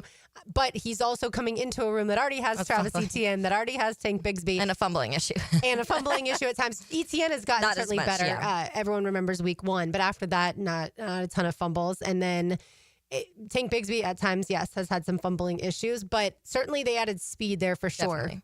Yeah, and I think that the running back room in general, we've said so many times, is one of the more fascinating rooms to talk about this year, because we truly don't know what that 1-2-3 is going to look like week 1. And I think it's really exciting to me, and I think that they can do different things, especially between Etienne and Tank, and then you add in a Bashal Tutin that can kind of do both and a little bit of everything. And so I wonder how they approach this. And we've heard a lot of people say, oh, it's going to be more of like a running back by committee type of thing. I've kind of been pounding the table of, I think we see this resurgence of Travis Etienne and kind of what we saw at the beginning, not his rookie season because he missed that, but that his technical rookie season when he played that sophomore year here. And but I mean, if you get a Tank Bigsby to be that guy that you saw glimpses of in moments, he's really good at kind of when it comes to like forcing those missed tackles and getting those yards after contact. If you're able to elevate that, then you have a pretty dangerous running back room. And they also added Hines-Allen, if you skip down to the 7th round out of Syracuse, who is known as one of the best pass-catching running backs in all of college football last year, and certainly good in pass protection too. So we'll see how that works out. And then going back to the 4th round, they also selected your guy, Jack Kaiser, out of Notre Dame, the linebacker. I would say social media wasn't thrilled with that pick, but from everything I've heard, this coaching staff already raves about him. Yeah, I remember it was like the first week of the rookie mini camp, and one of the first names they asked, who has impressed you so far? And the first name he said, Liam Cohen said, was Jack Kaiser. That's every vibe. Obviously, I followed a lot. I've watched a lot of Jack Kaiser. He was at Notre Dame for a while. He was, a massive leader on that defense, a really good defense at Notre Dame the last few years, and so I do think that I don't know really what his role will be, how much we're going to see him on the field immediately, but everything that we're hearing seems like there is a place for Jack Kaiser on this defense, and I think that it may be a bigger role than what people were expecting when he was drafted. I would not be surprised if he ends up being one of the guys that starts, not necessarily, again, the very first week, but early in the season. I wouldn't be surprised if your 2 starting linebackers are Foye Oluokun and Jack Kaiser, and that Jack Kaiser, because of his smart football IQ, has beat out the likes of a Devin Lloyd and a Ventrell Miller, Chad Muma. Yeah, especially if we're seeing Lloyd in that more situational. We talk about, are they just going to send him and let him be a pass rusher? And so that will obviously be certain situational moments. And then in that case, Jack Kaiser would be your guy on those other, the not pass the rusher, pass the rusher, rush the passer type of situations. Yeah, and then in the 6th round, the Jaguars selected linebacker Jalen McLeod out of Auburn and safety Rayan Lane out of Navy. I would say McLeod, this is probably a quote-unquote redshirt year. You don't have that in the NFL, but I wouldn't be surprised if McLeod doesn't see as much action this season. And then Rayan Lane, I do think will contribute to special teams. In the 7th round, the Jaguars selected center Jonah Monheim out of USC, and then we already talked about Hines-Allen, the running back out of Syracuse. Jonah Monheim is fascinating to me because of what's in front of him. Robert Hainsey, who the Jaguars got in free agency from the Bucs, is your cemented center. Yeah. I don't think there's any question about that. The backup center, is that Luke Fortner? Is that Jonah Monheim? That competition through training camp, I think, will be interesting. Liam Cohen has a familiarity with Luke Fortner from their time that they shared together back at Kentucky. And that, I think, does help Luke. Luke had a good rookie season. He just regressed after that, to your point earlier in the show about Phil Rauscher, the offensive line coach, and that happening from not just Luke Fortner, but other guys. So I wonder who ends up being the backup center. And I think that position, certainly swing tackle is a critical position on offensive lines when one of your tackles goes down. Backup center is also incredibly important. Yeah. If something happens to Robert Hainsey, who is a guy that then has the same connection and chemistry with Trevor Lawrence, who has already been through a bunch of centers in his career to this point. Yeah, that's part of one of the biggest issues in the NFL is when you start having injuries or when you have this revolving door of guys on the offensive line in general, but especially that center position because it's so important, that connection between the center and the quarterback. The interesting thing to me, too, about that room is we've already seen, obviously, Liam Cohen has the familiarity with Luke Fortner. He also has the familiarity with Robert Hainsey because he was obviously in Tampa with him. He also benched Robert Hainsey in Tampa for a young guy who beat out Robert Hainsey in Tampa.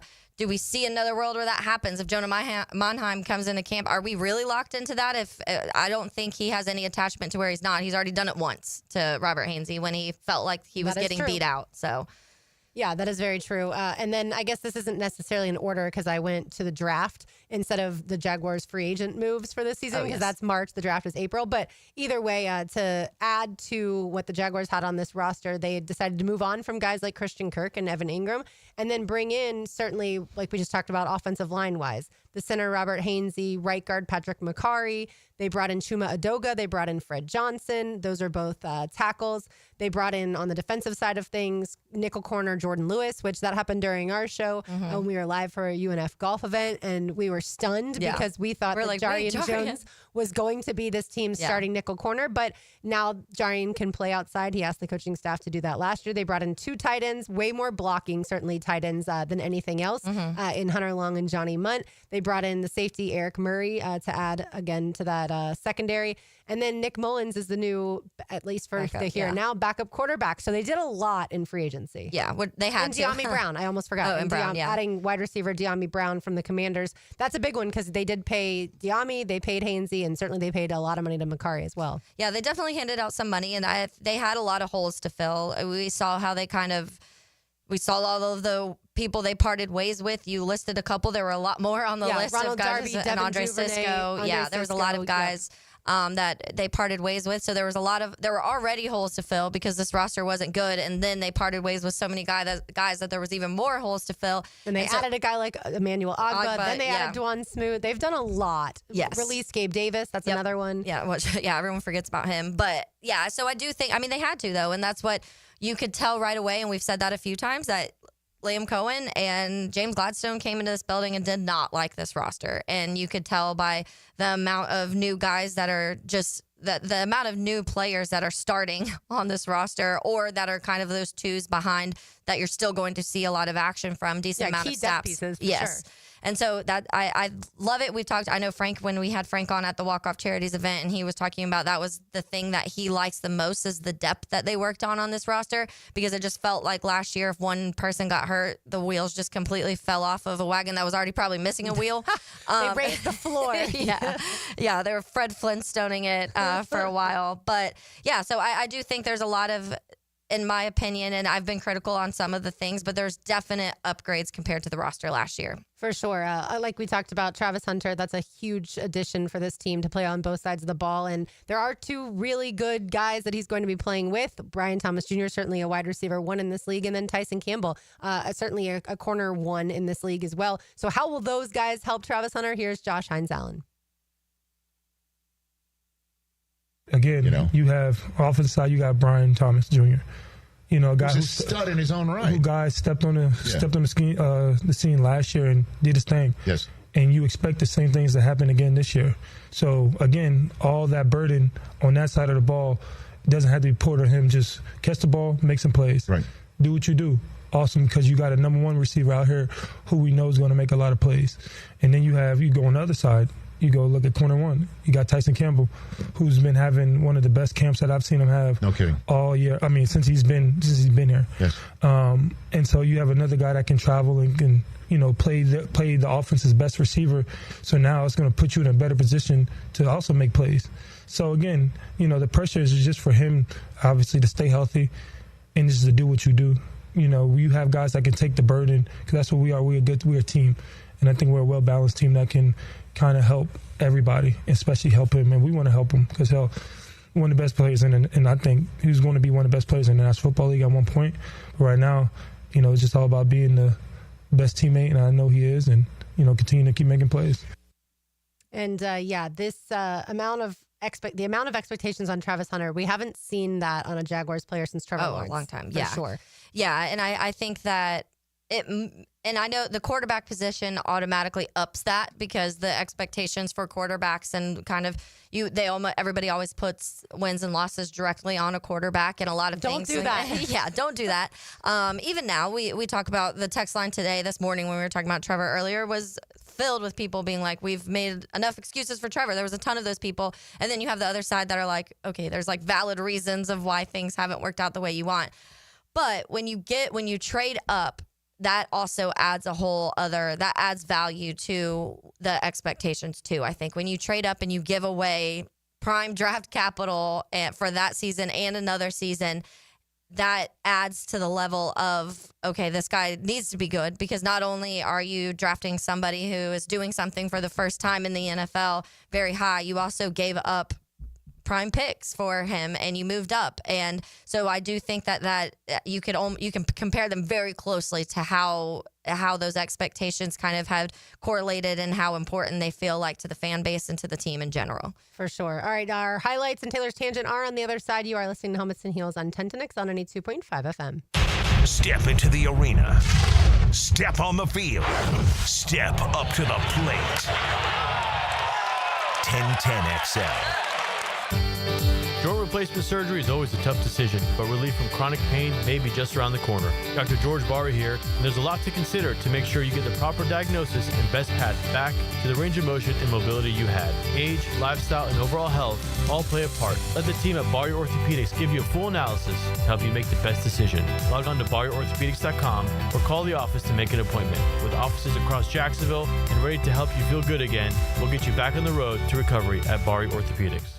Home is where your story begins. And at Donovan Air Electric and Plumbing, we're here to make it the healthiest, most comfortable place it could be.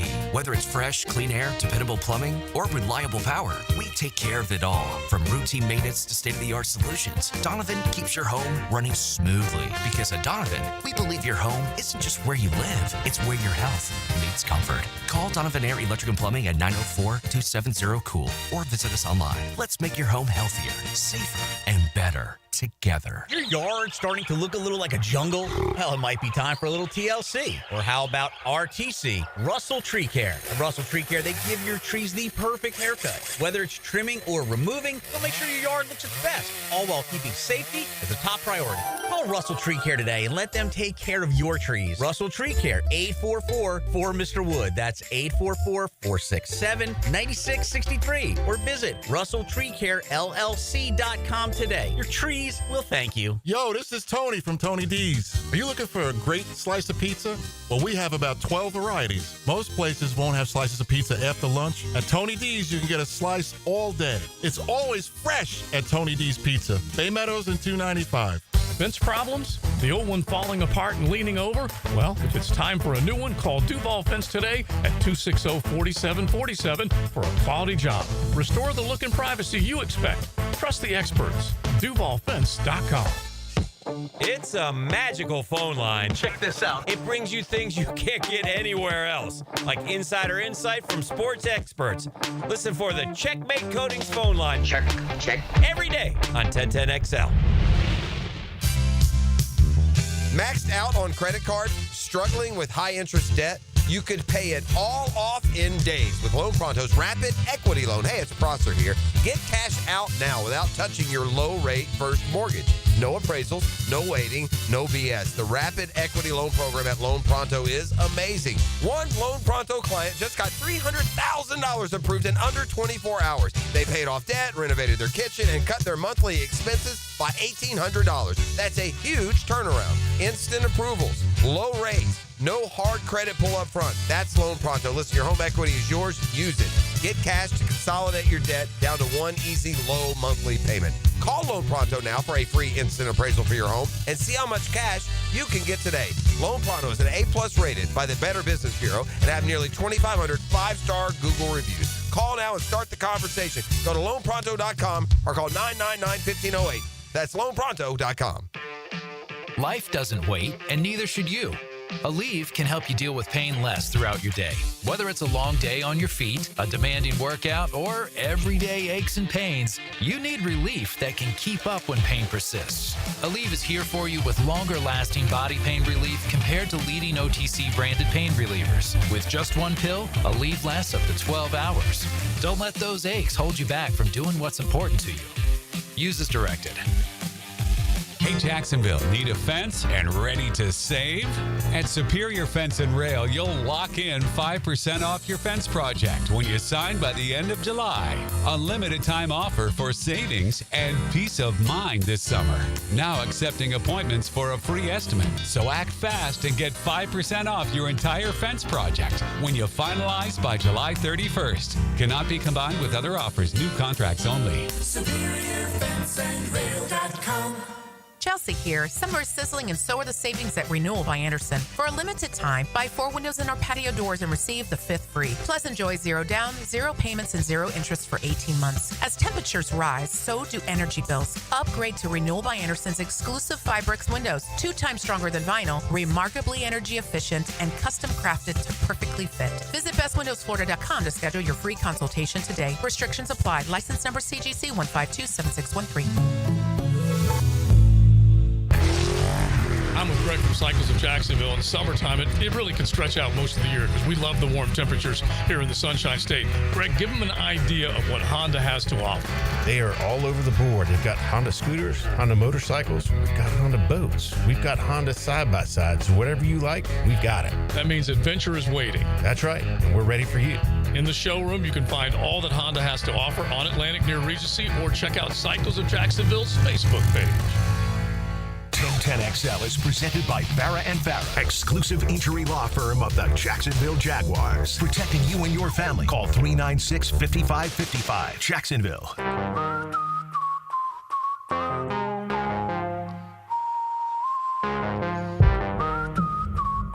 Happy Tuesday afternoon, everyone. RJ Saunders is here. Taylor Dahl is here. I'm Lauren Brooks, and time now for this week's highlights. Now, here's highlights. Unbelievable! On 1010XL.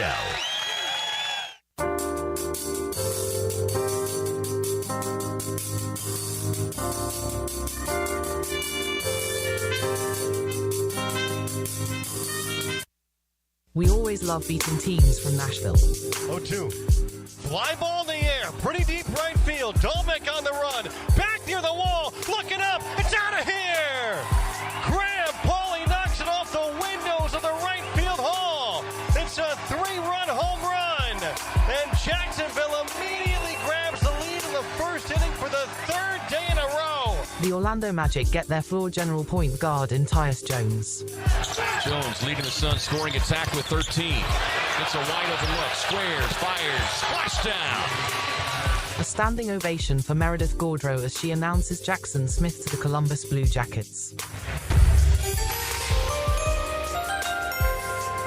It's time for the Columbus Blue Jackets pick. Please welcome the wife of Johnny Gaudreau and mother of Noah, Johnny, and Carter.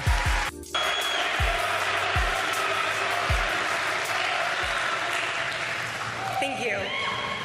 I just wanted to take this time to thank every single team and every single fan base for your support for my family this past season.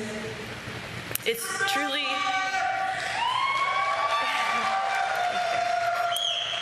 an honor to be here, and from the bottom of my heart, I thank you.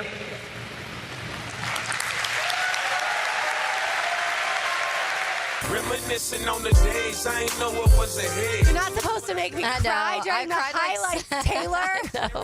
I cried this morning sending it. I just cried again. Man. I cried the first time I saw it. I cried when I saw it too, and now I'm crying, and now everybody in Jacksonville's crying. Everybody get your tissues. People who don't know, obviously, Johnny and Matthew, the Gaudreau brothers, both of them passed away in a tragic accident. That was Johnny's wife, and so you can kind of hear it, but they started chanting Johnny when I don't know how she held it together the way she did, because the moment she walked out on stage, everyone started chanting Johnny, and gosh, I'm like crying thinking about it. Yeah. But very emotional, I'm sure, for her, for the team, for the NHL in general, losing two players that, and Johnny was he was the better player, so a lot of people talk about him, but Matthew too, and everything. The NHL had multiple tributes throughout this season for both of the brothers, but that's just like one of the things when it's definitely pulls at your heartstrings when you see something like that. It does, and it was the weekend of their sister's wedding, and just awful. And one of the brothers' wives was pregnant at the time. Was that Meredith? I think it was Meredith, because they have, I think, 3 kids, and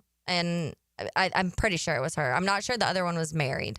Okay. I'm trying to remember. But even more tragic when you talk about not just the loss of your husband, but also your children's father, and now he never gets to meet his child that's now in this world. But well, like I said, thanks for making us cry. We will switch it up. It's quite all right. It was a moment that deserved some honor on this program, or some time on this program to honor them.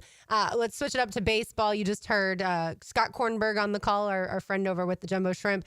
Graham Pauley hit the 3-run home run. That was on Sunday for the Jumbo Shrimp to take the lead. They ended up winning the series against Nashville. And of course, what I said was, or what the robot lady's voice said was, we love beating teams from Nashville, because of course we hate the Titans around here. Oh, yeah. So we also hate the Nashville Sounds. But yeah, the Jumbo Shrimp, if you haven't been to a game, I always say this, you have to go. And you will have the best time. It's no matter where you sit. They do such a great job with their in-game promotions. The baseball itself is always fun to watch. Oh, yeah. Even if the Jumbo Shrimp lose, you still have a really good time. The food is great. The atmosphere is awesome. I love going to Jumbo Shrimp games. Me too. And I was sharing, because the last time I sat in that, like, the new area in the right field, it's incredible. Since I talked about that, I've had multiple people like text me or reach out and be like, oh my gosh, you have to sit in these seats. It's fantastic, especially on hot days, because you get air conditioned. There's like the air conditioned room behind you, so you can get out of the heat for a little bit if you need to, but you're still outside. Like, there's the seats outside, so it's not like you're losing that aspect of the game, right? Because you can't watch baseball sitting inside. No. Well, you did at the Tampa Trop, Bay. but again, that roof has blown off by the hurricane. What are you doing Tuesday, July 8th? So Tuesday, a week from today. Do you have plans? I don't think I do. Okay, because the Jumbo Shrimp have a special. I told you a little while ago about the tequila and tacos and tequila night. So Tuesday night is bourbon and brats. Oh, that sounds like something I thought it would appeal to you. You are somebody who loves the glizzies. I don't think a brat is technically a glizzy, obviously a hot dog, but they're very similar. Bourbon and brats, get your tickets. They are $60 a piece to the Jumbo Shrimp, but you get, I believe, unlimited bourbon and brats. So sounds worth fantastic. Every penny. Yes, it does. And old RJ Saunders, we talked about the Lakers yesterday. Today we're going to talk about the Orlando Magic. They get point guard Tyus Jones, and you're happy. I think it's a very good signing. For a guy such as myself who's been pounding the table that the Magic probably need a point guard, just kind of that lead point. I think he'll be that guy coming off of the bench. I think concretely you have your starting 5, but an individual who is able to make plays and able to hit knockdown shots. I think for the Magic, this has probably been an off season where they're really trying to hammer home getting offensive players. And is scoring important in the game of basketball? A little bit if you want to win games. And I think that acquiring guys such as Jace Richardson. You also now bring in Tyus Jones, Desmond Bain, who's a very serviceable two-way guy. I think this is a great offseason so far for the Orlando Magic. I think maybe if you can sign one more shooter and bring back Mo Wagner, I think that can be your summer there. And in the East, that's wide open. You can look at it and say, damn it, let's ride. But no, I absolutely love the signing. It's something that I thought that they've needed for a while, and I'm just glad that they were able to accomplish that. I didn't think they would. I thought maybe bringing in Jace, they thought maybe we do have our point guard that will be coming off the bench, but now you give him that time to be able to develop, maybe bring him up and down from the G League to give him serviceable minutes. But, signing Tyus Jones on a one-year deal where he could have probably went elsewhere and got a lot more money certainly makes me believe that he believes in the team, what they're trying to accomplish. And, I think it's exciting times in a city beautiful down there in Orlando. Is the way you describe it, you're a Lakers fan, but you cover the Magic? Or would you say you're both a Lakers fan and a Magic fan? I'm a diehard Lakers fan. If I had a second team, it would be the Magic. I'm just starting to really fall in love with the team. Everyone in which I, speak to, from Dante Marchitelli to Jake Chapman, Jeff Turner, all those guys there that work every day with the Orlando Magic. So, Dante, he's probably going to be kicking and screaming over the fact that, if I go to an Orlando Magic game and they're playing the Lakers, you're not going to see me in Orlando Magic gear. Right. But, no, I love what they're doing. I'm happy of the partnership that we have. I'm happy to be a part of it.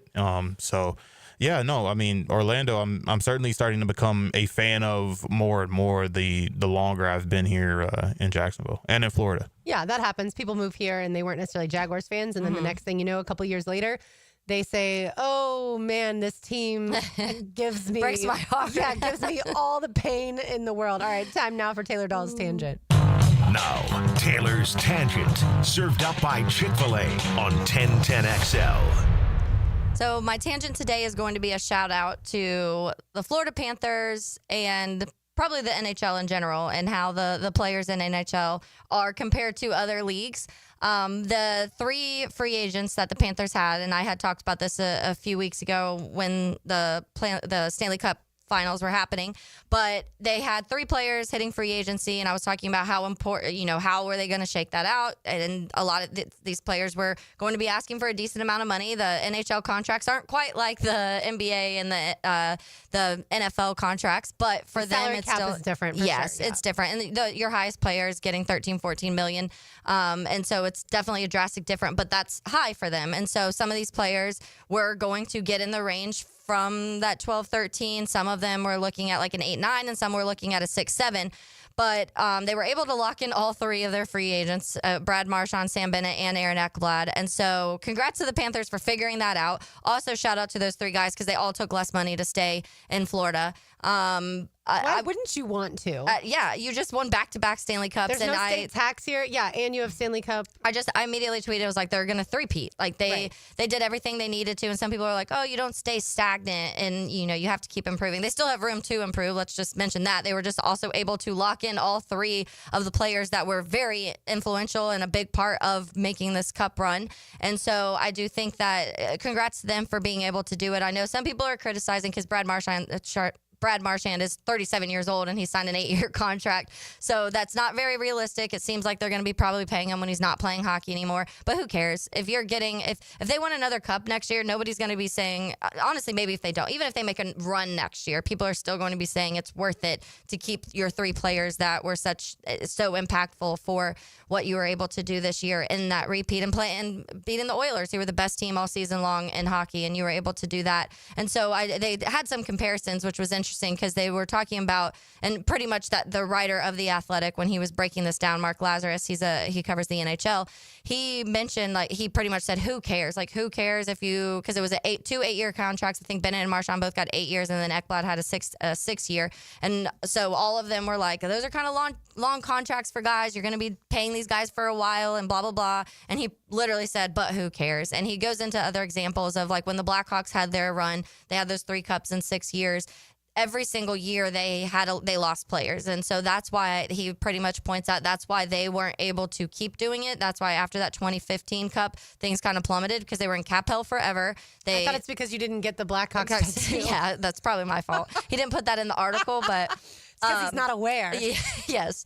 But yeah, so they weren't lucky enough to do what the Panthers were able to do in they were able to keep Patrick Kane and Jonathan Toews and Duncan Keith and a lot of their main players, but you still lost a lot of the role players that were on those teams that won each year. And for the few years, they were able to keep reloading that, but after 2015, they were in such cap hell they weren't able to. And so there may be a situation in 6-7 years we're talking about that with the Panthers. They are owing guys money that they aren't playing and maybe whatever. But it's all worth it. It's worth it. If you're winning cups back-to-back alone, like let alone a three-peat, it's completely worth it. Yeah, the Rams mortgaged their future in order to win a Super Bowl. Yep. They did. And again, nobody looks back and says, well, you shouldn't have done that. Yeah. Because then they wouldn't have that Super Bowl. All right, we've got lunch to give away. We do. We have lunch for Chick-fil-A. So give us a call at 641-1010. Let's say caller number 4, you get free lunch to Chick-fil-A. All right. And on the other side, our Terminix Pest of the Day, as well as the Cool Down. You are listening to Helmets and Heels on 1010XL 92.5 FM. Each summer, 1010XL personalities get ready for another football season. You have volunteered for the most intensive training known to man. 1010XL, taking Jacksonville sports talk seriously. Joe C for Hard Rock Bet, where things are heating up big time for the boys of summer. Download the Hard Rock Bet app right now and swing for the fences with your favorite baseball team and the best odds at Hard Rock Bet. And don't forget, new customers who bet $5 get $150 in bonus bets instantly. Easy to navigate, play to win. Head to Hard Rock Bet right now with odds on every sport waiting for you. Offered by the Seminole Tribe of Florida. Must be 21 plus and physically present in Florida to wager. Terms and conditions apply. Concerned about gambling? Call 1-888-ADMIT-IT. Committed to the mission. At Navy Mutual, we're committed to providing high-quality life insurance to members of the military and their families. Because at Navy Mutual, our highest commitment is to you. Visit NavyMutual.org. This 4th of July, Navy Mutual would like to salute Nolan Ryan as our hero in sports. Ryan is baseball's ultimate Iron Man, but also a Patriot. Served 1 year with the Army Reserves in 1967 before returning to baseball and pitching for the New York Mets. Your AC's broke, it ain't no joke. Call Florida Home AC. Florida Home AC. Florida Home AC. Florida Home AC. FloridaHomeAC.com. Been in a car crash? I'm local attorney Rick Alexander, and I've made it our mission at the Alexander Law Practice to listen to you so I can fight for the best possible result for you. I've been practicing over 30 years, and our team focuses on guiding you through the entire process. And because fees and reimbursement costs come out at the end of the case, I will never ask you to come out of pocket. For a free review, call 904-400-6600 or log on to alexanderlawpractice.com, Jacksonville. I'm Max Fink, and I'm your Gator Updater. Listen for the Gator Report several times a week on 1010XL. Freshened up by San Jose Collision on the home of the Florida Gators, 1010XL. Go Gators! Mark Watson with Hardball Creative. Now's the perfect time to order logo coffee mugs or maybe a logoed stick brand tumbler. They're seriously ice cold and look great with your company logo. Hardballcreative.com. Hardball Creative. Hardball does it all.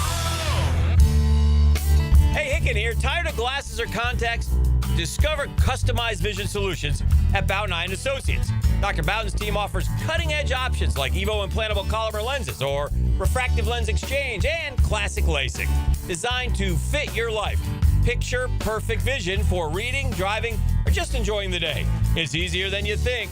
Call now for your free screening. Bowden Eye & Associates, they're keeping the First Coast focused. Are you struggling with hair loss? At IHRS, we understand because we've been there too. We're dedicated to finding the best solution tailored just for you. My hair looks great. It was thinning, and IHRS restored my hair. It's now fuller, it's thicker, voluminous. It's made me feel great. With the latest technology and FDA-approved laser therapy, PRP, and non-surgical hair addition, we offer guaranteed solutions for men and women. With over 35 years of experience, IHRS found a hair restoration for us, and we can find one for you. For me. For me. And me too. Visit hairforme.com or call 904-777-IHRS. Get a free microscopic analysis and get to the root of your problem. This $395 analysis is yours for free. Call 904-777-4477 now.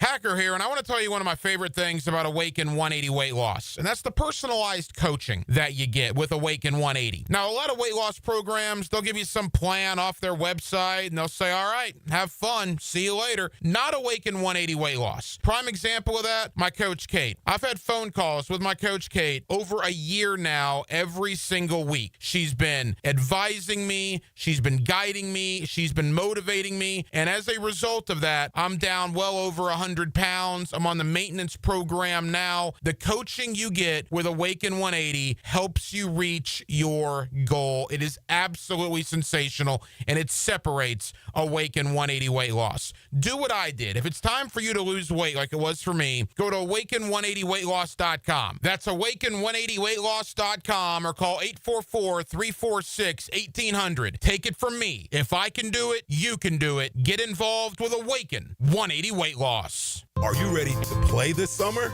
At the First Coast YMCA, we're committed to being your home for health and wellness and a place for friendly competition with team sports for adults and for kids.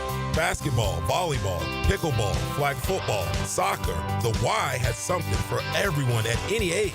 Discover all the benefits of YMCA membership and find your fun this summer at the Y.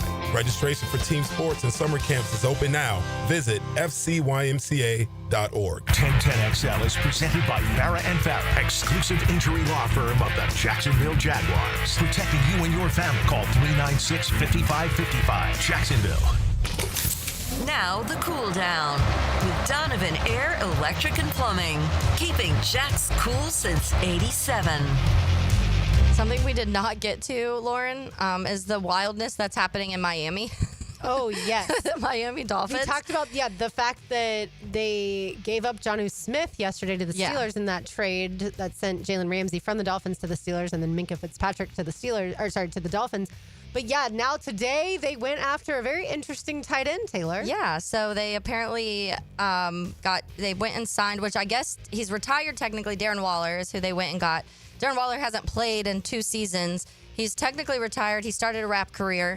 Guess that's not going too well. I saw my favorite tweet was Tom Pelissero tweeting out about it, about Darren Waller taking a year off. And he was like, from what I'm hearing, he's in great shape and feels great after his year off. I'm like, you're hearing that from him or his agent? I can tell you. Of course they're going to say that. Right. I can tell you lots of things about myself. Come on now. But I guess he was still technically with the Giants because they said that the original tweet, I was trying to find it, the Dolphins are finalizing a trade with the Giants for former Pro Bowl tight end Darren Waller, who's coming out of retirement to play in Miami. Per sources, a fascinating twist for Waller, who retired last summer, and a new weapon for a team who just traded Jonnu Smith. But very strange. The Giants are getting a 2026 6th-round pick from Miami for Darren Waller and a conditional 2027 7th-rounder, essentially a free pick for New York.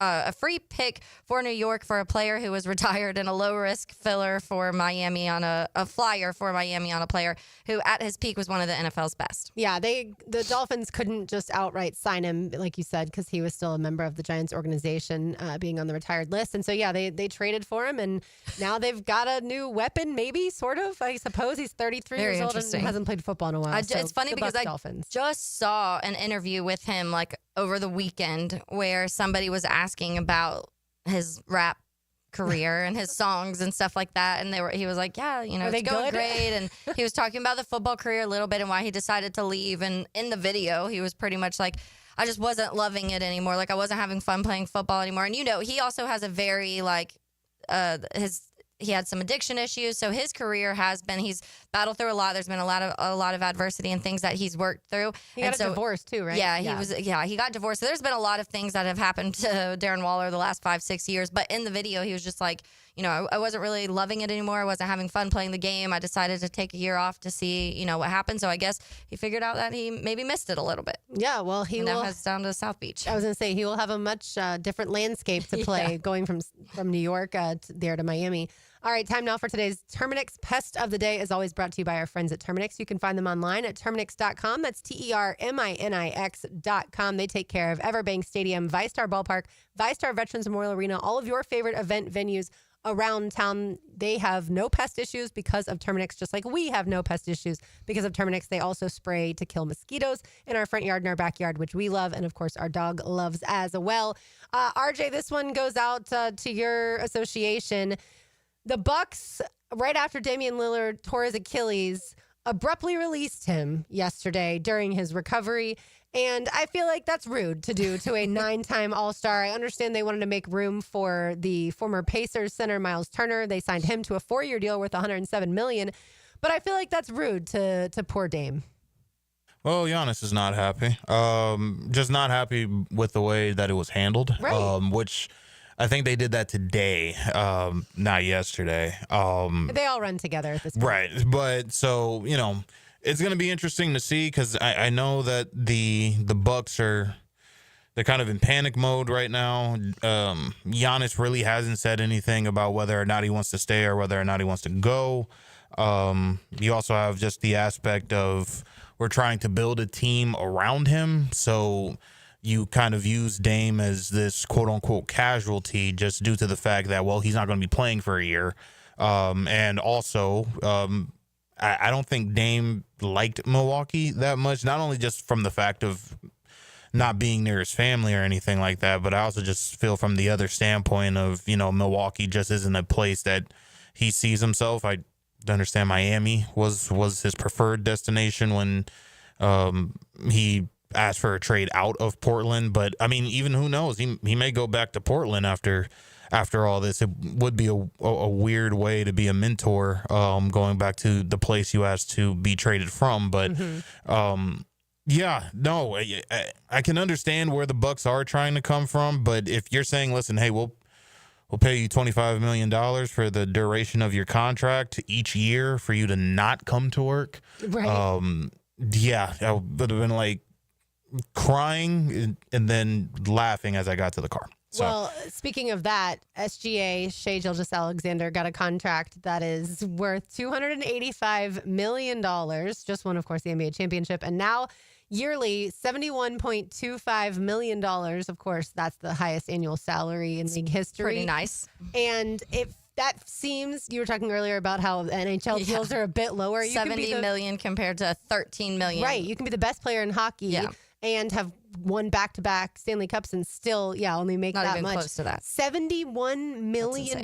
So I guess when we talked about LeBron James yesterday signing his deal to get over $50 million, I think it was $52 million this one season. Now that SGA makes that look like, small change. That's RJ. Has this to you this year, as I guess with the Luka Doncic trade, and then you had the Desmond Bane trade, and then now you have this going on with the Lakers. How is this one of the more kind of chaotic last 3-4 months in the NBA that we've seen in a while? In 3-4 months in a span, The Doncic trade alone has to. I mean, people will talk about that for years. Yeah, the Doncic trade for sure, just because of what was given up. I mean, you still talk to NBA franchises to this day when you hear from these analysts and these experts, and they say, "Listen, I would have given up my first, second, and third born child for Luka Doncic," and to see that, that's what ended up happening. And then Mavs getting the first overall pick, too. And then the NBA draft lottery being completely rigged. Your words, not mine, your lips to God's ears. But it's been a wild ride over the last couple of months in the NBA. However, I'm with a lot of NBA fans as well as NBA analysts where, free agency used to hit at 6:00 on the dot, and by 6:01 we're already announcing deals. Just hasn't been the same like that anymore. But there have been a lot of wild trades and a lot of wild signings. in just day one of NBA free agency, I think with the East being as wide open as it is, you're seeing teams such as the Atlanta Hawks, the Orlando Magic, really trying to beef up their rosters, because you look at teams such as the Celtics and you look at teams like the Indiana Pacers and you're saying, where are they going to be next year, and can we take advantage of this? And I think teams such as Detroit, I think Cleveland's going to try to make a couple of moves here. They did lose a couple of pieces themselves, so maybe they try to make a move or two. But you have Orlando, you have Atlanta, the Bucks really trying to keep Giannis happy and say that we have a team that can contend for a title right now. The Western Conference getting a lot more crazy and a lot more hectic with the talent that's been going out west. I think Denver got a lot better after day one of free agency. I think that Houston got a lot better after day one of free agency. So still a long time to go, but it's certainly going to be and has been a wild ride over these last few months. And if you're an NBA fan, of course, you're all for it. Yeah, absolutely. It's always hard for non-NBA fans to keep up with everything, all the different players changing, and certainly coaches too. Still waiting for a coach for the New York Knicks. Yeah, what are they going to do? Yeah, I saw today, it would be cool to have Don Staley. I forgot they don't have there, a coach. But yeah, they don't have a coach, and I don't know that Don Staley leaves, the powerhouse that she's built at South Carolina there in women's basketball to head to be the New York Knicks coach. I don't even know that they would necessarily want that either, but either way, we'll have to wait and see who becomes their next head coach. One other thing before we turn things over to XL Primetime, Taylor, have you seen the new Pac-12 that will begin in 2026? So I saw an alert pop up. I did not look at it yet. Okay, so we know that Oregon State and Washington State are the two teams that are in the Pac-12 as of now. By themselves. That is correct. It was just the two of them. So now you're going to have Boise State, Fresno State, Colorado State, San Diego State, Utah State will all join the Pac-12, and now Texas State. A lot of states in there. Yeah, a lot of states in there also will join those members. They will all become... So how many? They're going to have how many? So that's 1, 2, 3, 4, 5, 6, 7, 8 football schools. And then Gonzaga is joining as a non-football member. So maybe they'll try and pick off another basketball heavy school, so non-football school. And then, then they could be the Pac-10 again, which is hilariously ironic because it used to be the Pac-10. The Pac-10 then goes to 12, and now then it went to 2, and then now we're right. And then speaking of realignment, Brett McMurphy left Action Network, and now he is with On3. So all sorts of realignment in the world of college football. Let's say hello to our head coach. Now, the 2-minute drill on 1010XL. Glad you join us. Hello, Coach. Listen, this is the I feel like I haven't seen you in so long. This is the best thing that's happened to me today. Right. Listen, I love listening to you guys. Thank you. It's great to have a chance to come on here for a few minutes. So we ran through all of the different moves that the Jaguars have made this offseason, starting with the firing of Doug Peterson and Trent Baalke, leading all the way into free agency and the draft. Of all the moves that they made, what are your favorite 1, 2, 3, not necessarily in an order, but your favorite few? Well, first of all, I'm going to say that I think it was time for a change. And obviously, I love Doug Peterson. I think he's a good man. And I just think sometimes after a certain amount of time, if things don't go well, you've got to make a move. And I like the energy level of this group. I like the youngness, but there is some experience. It's not just all young guys. Right. So that would be one. I think Hunter, Gladstone really stepped out. I think time will tell, whether or not it's a great move, a good move, or what. I love the young man. I think he's more than a good football player. I think he's a guy that can galvanize not only the team, but also the city. It's interesting because I think Trevor's the face of the city, but I'm not sure now that this kid might not take it over. I'm not sure Trevor minds that, actually. He's probably take some of this. To be honest with you, yes. I think that. And then I think really, making a decision to really kind of address the offensive line. I think, I don't know which guys. Sure. There's 5 of them, I think, free agents that plus Milam and Monheim. I don't know exactly the number. Yeah, 4 free agents, 2 draft picks. Mm-hmm. Right. And so to me, those are the moves that had to be made. I think in order for Trevor to be who he can be, in my opinion, because physically, he has the physical tools. physical to be in the top 10, I think. But there's something missing. And I think the thing that's missing, some of it, is that he needs a little help with taking some pressure off of him. Absolutely. Whether it's running the football, right. Whether it's get into they're talking about a timing-based scheme. If he can get on the same page with the receivers, the first thing Liam said when he came here, and in a timing-based scheme, I was in one with Troy Aikman. That was a timing-based deal, and it was all about footwork. The quarterback and the receivers, not just the quarterback, is running the routes at exactly the right time, all those things. And I think, that is the first thing that Liam talked about. So I think those were the things that I would say.